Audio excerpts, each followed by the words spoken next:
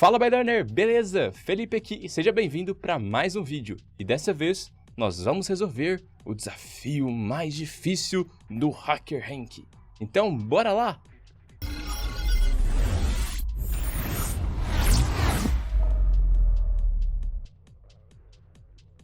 Bom, para você que não conhece ainda, o HackerRank é uma plataforma muito interessante. Ele tem basicamente dois públicos-alvos. Os programadores, que entram lá para fazer vários desafios e exercícios e provar que realmente entendem aquela linguagem, e também pelos recrutadores e empresas, que utilizam a plataforma como meio de buscar novos programadores para ser contratado para suas determinadas empresas. Basicamente, eles vão analisar lá como o cara fez, se desenvolveu tudo certinho, usou boas práticas, conseguiu resolver por completo todos os desafios e esteve uma constância lá acessando o site e estudando. Então é muito interessante, muito popular, até mesmo para você ver o seu nível de habilidade e se você está pronto para tentar entrar no mercado de trabalho ou fazer algum freela. Aqui no HackerRank nós temos diversas linguagens para fazer todo esse treinamento e desafios. Uma delas é o Python e como é minha favorita, é ela que eu vou estar utilizando hoje. Nós podemos ver aqui, o que é bem interessante, que além do nome, uma descrição do desafio, nós temos também qual que é o success rate, ou seja, a porcentagem de acerto que ele teve, de pessoas que tentaram e conseguiram alcançar o sucesso. Nós podemos ver, por exemplo, nesse Maximise It, que ele tem 79% de aprovação. Se nós pesquisarmos aqui por todos os abaixo de 80%, nós só temos dois. Esse Default Arguments, que está no nível médio e tem 79,12% de aprovação, e tem esse também Maximize It, com 79,02% no nível difícil. Ele é o mais difícil aqui no HackerRank e o que tem a menor porcentagem de acerto. Então, obviamente, é ele que nós vamos resolver. Bom, aqui nesse desafio, ele na verdade não é difícil, ele tem pegadinhas. Então a minha dica para você é, leia tudo, não tente resolver desafios como os do HackerRank ou do Code Wars, que são sites de desafio de programação, onde o seu código é lido e interpretado por um robô. De qualquer forma, não tenta só ler parte, porque esse robô ele vai usar entradas específicas que são pré-definidas e vai comparar com saídas já pré-definidas do seu código. Então, possivelmente, ele vai usar uma pegadinha ou outra. E nesse caso em específico, esse input aqui, ele é utilizado para gerar um output que gera um falso positivo, justamente para nos enganar. Vamos tentar ler com calma e entender bem. Ele me fala o seguinte, ele vai me dar uma função chamada f de x, que nada mais é do que o x ao quadrado. E a partir de agora eu vou abrir o VS Code para a gente já ir planejando um pouquinho. Então vamos pensar o seguinte, eu vou ter o f de x, tá? Vou chamar fx, que nada mais é do que o meu x ao quadrado, beleza? Pra gente entender aqui certinho. E aí ele me fala que vai passar k listas, ou seja, ele vai passar várias listas aqui para mim, então nada mais é que uma lista dentro de lista, né? Então eu vou colocar uma k-list, nada vai ser do que uma lista onde ela vai ter aqui, ó, várias sublistas, tá? E ele fala que é constituído de n elementos cada uma. Então aqui, vamos supor, pode ter 3 elementos, aqui pode ter 4 elementos e por aí vai. E ele fala que vai usar essa fórmula aqui, ó, que nada mais é do que a somatória de tudo, tá vendo? A somatória de todos os f de x, e ele usa esse operador de porcentagem, que nada mais é que o módulo, para lá, ou seja, o resto da divisão, e vai dividir por um valor m. Aqui ele até fala, ó, porcentagem denota ao módulo, e ele fala que o x1 denota ao número pego na enésima posição da lista. Então, vamos supor aqui, ó, ele vai pegar o 2, tá? Vamos supor, então S vai ser a mesma coisa que 2, só que é f de x, então é 2 ao quadrado, né? Então, ó, 2 ao quadrado, que a gente pegou aqui, mais, vamos supor que ele pegou 6 aqui, então 6 ao quadrado, e vai usar o módulo de um m, vamos supor que a gente definiu que o m é 2, então vai ser o módulo por 2, tá? Então, o que a gente faria aqui? S igual 4 mais 36, que vai dar 40, módulo 2. Para esse caso, 40 dividido por 2 dá 20 e sobra 0. O módulo é o resto da divisão por inteiro, então a resposta vai ser 0. certo? O que ele está procurando aqui é quais são os valores que vão maximizar essa função. Então, qual o valor que eu pegar daqui de dentro para cá que vai fazer o S ter o maior valor possível? E aí, onde que está a parte importante? Ele tem essa nota aqui, ó.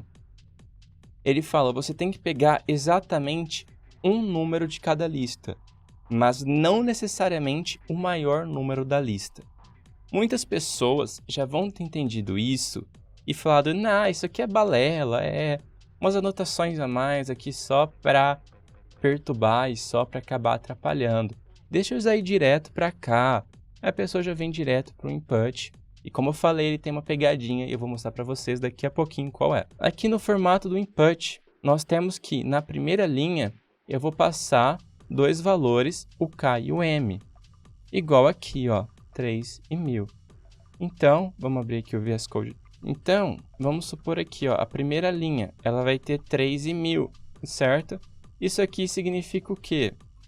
Significa o meu K e o meu M.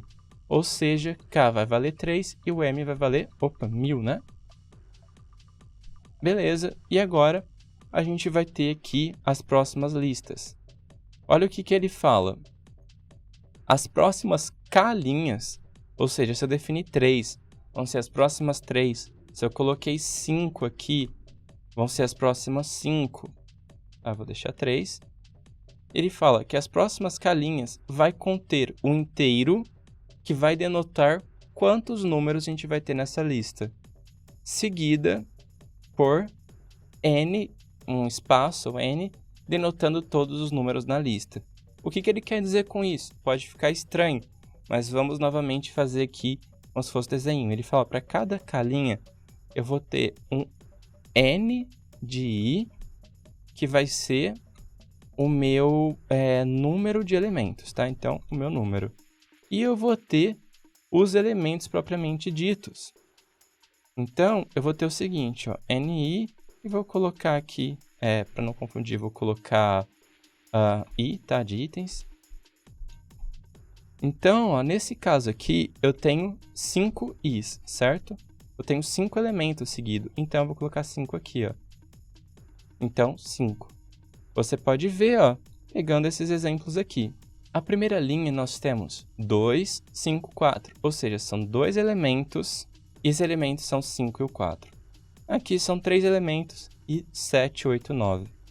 Aqui são 5 elementos e eles são 5, 7, 8, 9 e 10. E aqui ele fala apenas algumas coisas para a gente, sim, as limitações que nós vamos ter em algumas regrinhas. O K tem que ser entre 1 e 7, então nós não vamos ter mais do que 7 listas. O M tem que ser entre 1 e 1000, então não vai ter nenhum valor acima de 1000 para a gente dividir e pegar o módulo. O NI é menor ou igual a 7, ou seja, o máximo de elementos que uma lista vai ter são 7 elementos.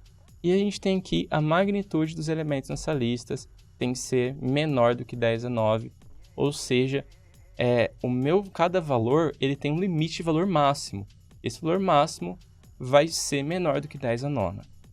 Beleza? Então, ó, vamos agora, a gente já viu tudo. O output, ele quer um número inteiro apenas, falando qual o valor maior desse S máximo.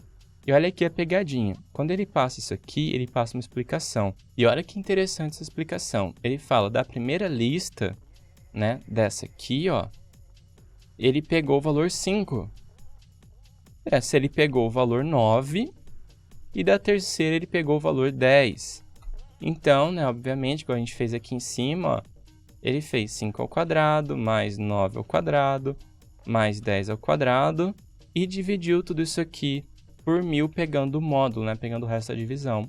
E ele falou que esse valor deu 206. Até aqui tudo bem. O que acontece que muita gente erra esse exercício, eu digo muita gente mesmo, porque esse exercício ele está sendo diferente, esse vídeo está diferente, está sendo todo passo a passo, matemática, porque vários alunos pediram para fazer um vídeo explicativo porque não conseguiram resolver esse desafio. E quando eu li com calma, eu falei, nossa, parece muito mais fácil do que é. Então, deixa eu ler de novo para tentar pegar uma pegadinha aqui. E aí, olha que interessante.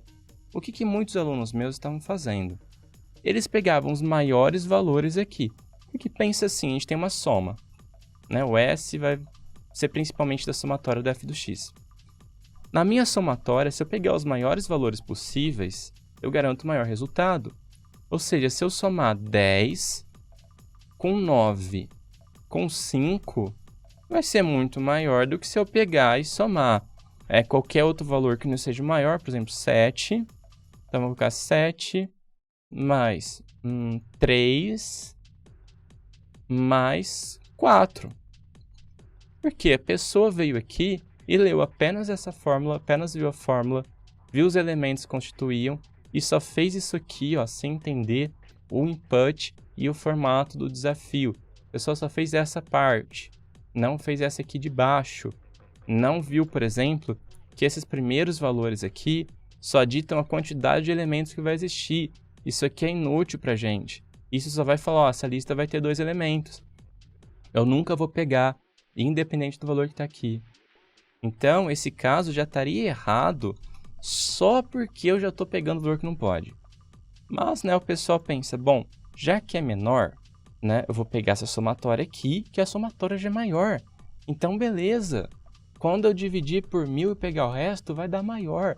Então, quanto maior, né, se eu tenho, por exemplo, 10 dividido por 5, que vai dar 2. E eu tenho 5 dividido por 5, que vai dar 1. E eu tenho 15 dividido por 5, que vai dar 3.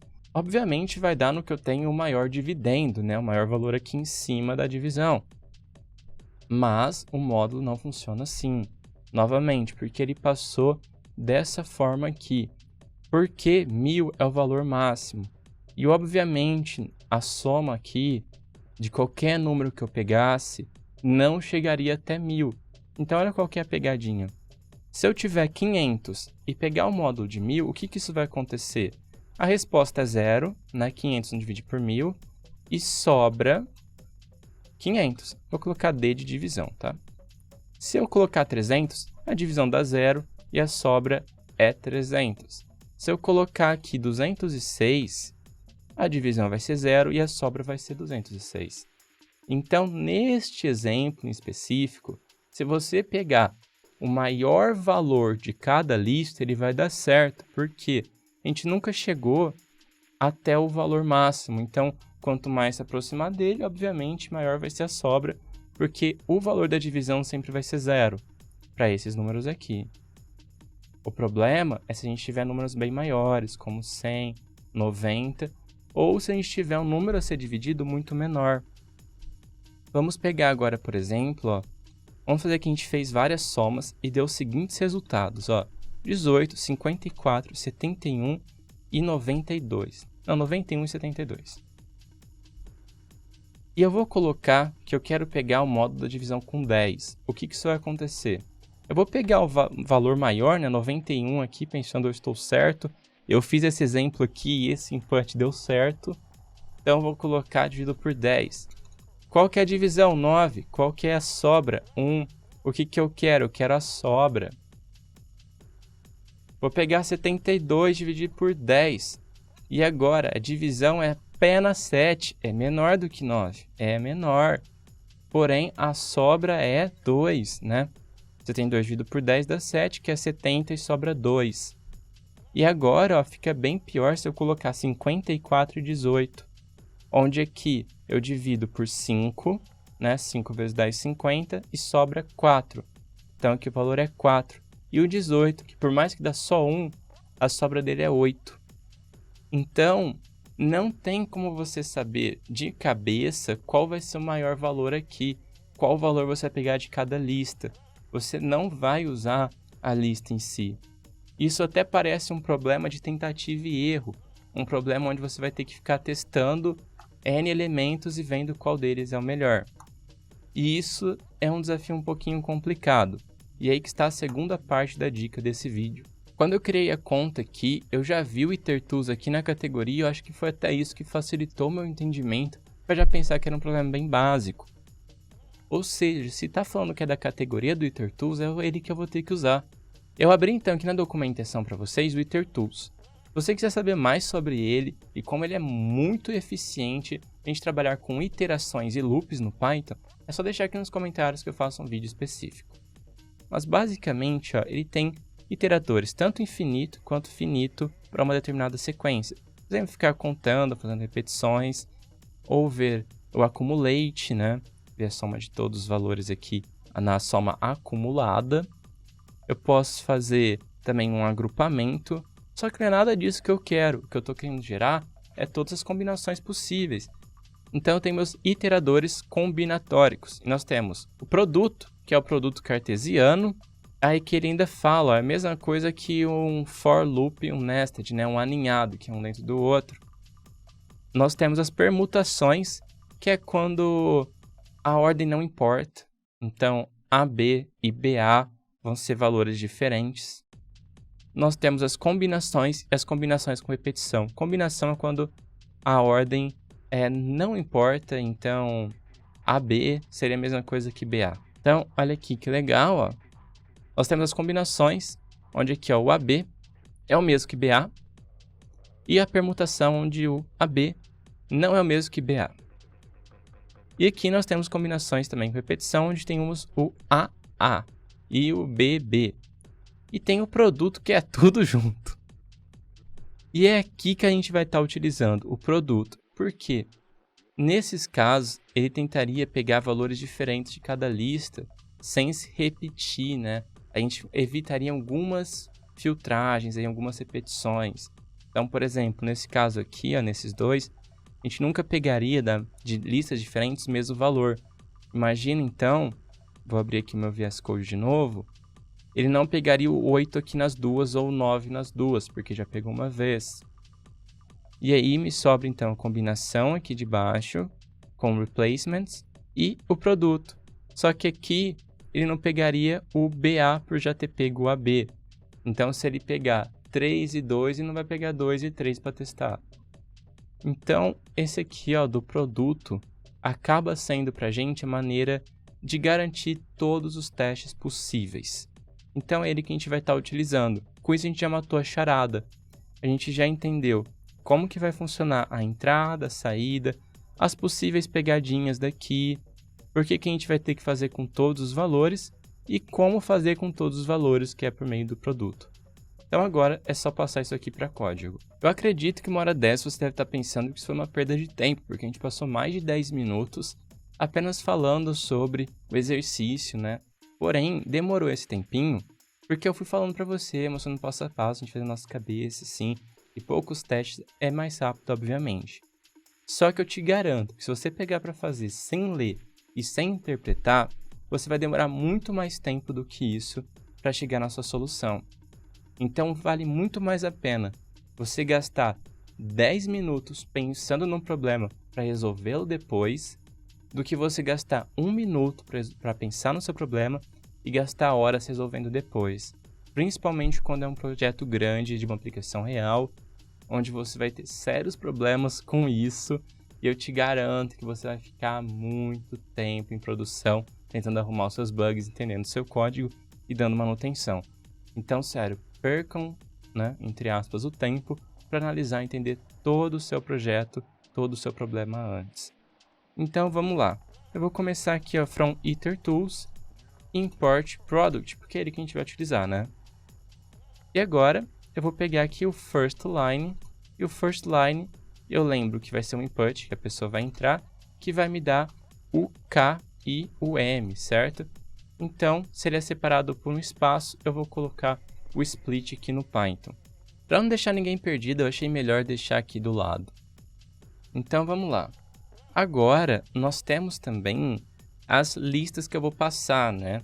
Aqueles L's aqui, ó. Então, o que eu vou fazer? Eu vou colocar aqui lines, vou falar que é uma lista vazia, porque eu ainda não passei nenhuma linha. E agora, eu vou pedir para o usuário inserir o número dele K vezes. Então, se o K for 3, vai inserir 3 vezes os valores, né? Então, eu vou colocar aqui, ó, for i in range e do K. Porém, a gente tem que lembrar que o input sempre nos dá uma string. Então, tem que passar ele para um número inteiro, né? Com isso aqui, o Python vai fazer para todos os valores no intervalo, nesse caso, até 3. Então, eu vou colocar aqui meus numbers, vão ser um input e o split para separar os valores, igual a gente fez aqui, ó. Um input com um split. Porém, você tem que lembrar que esse primeiro número aqui, ó, ele era inútil, era só para falar quantos números vai ter na frente. A gente não vai precisar trabalhar com isso na nossa conta.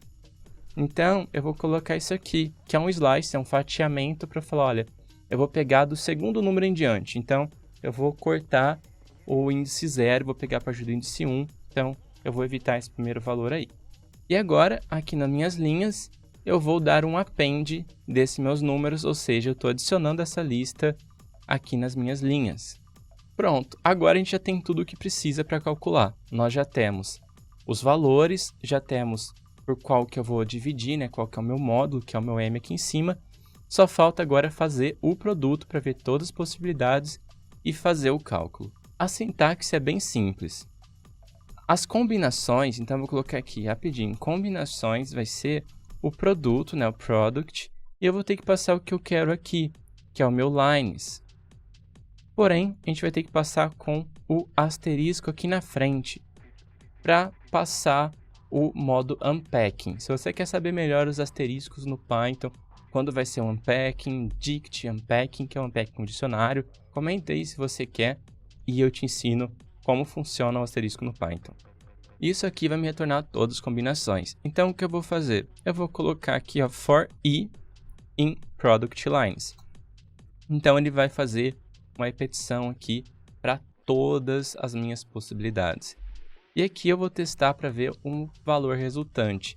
E eu vou pegar sempre o maior. Então, para isso, vou vir aqui fora e vou colocar, ó, max result, ou seja, o maior resultado. Vou começar ele com 0 e a gente vai aqui pegar esse valor. Então, eu vou colocar, ó, o result, né, o meu resultado temporário. Ele vai ser o quê?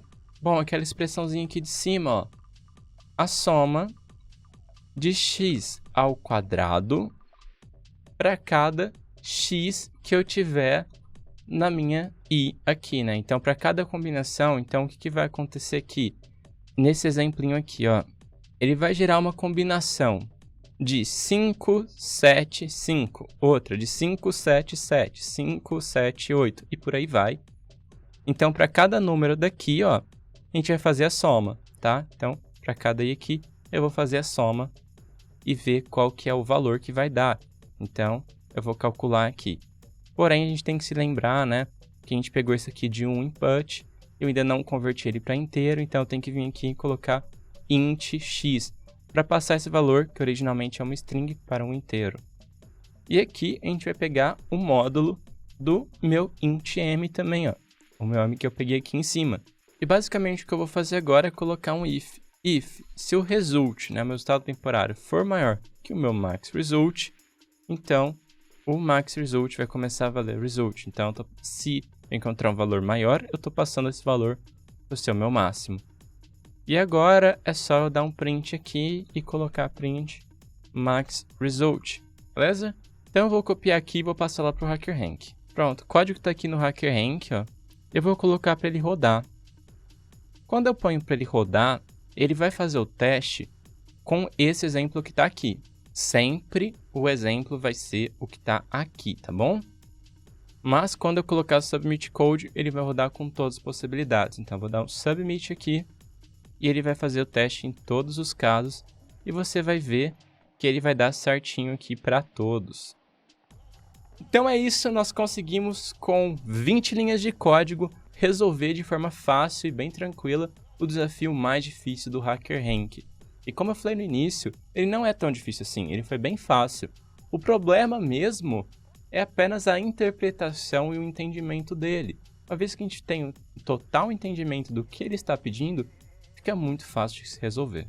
Então é isso, eu vou ficando por aqui. Esse vídeo ficou meio longo, eu sei, porém, como eu te falei, ele foi um vídeo diferenciado para eu te ensinar a como usar o HackerRank e outros sites como ele, de como você pegar a pegadinha, pegar as dicas que a gente tem e entender a melhor forma de resolver o projeto ou o problema que eles derem. E se você gostou e quer uma série resolvendo todos os desafios do HackerRank, do mais básico até o mais avançado, mas de uma maneira mais direta ao ponto, sem nenhuma enrolação, vídeo curtinho para você entender direto, e aprender como solucionar aquele problema, deixa aqui embaixo nos comentários. Então, como de costume, se você gostou e tem algo a acrescentar, ou se tem alguma crítica construtiva, deixa aqui nos comentários. Se você gostou desse vídeo e quer mais vídeo assim, então é só deixar o like para eu saber que você curtiu. Para receber mais vídeos como esse, é só se inscrever no canal aqui embaixo.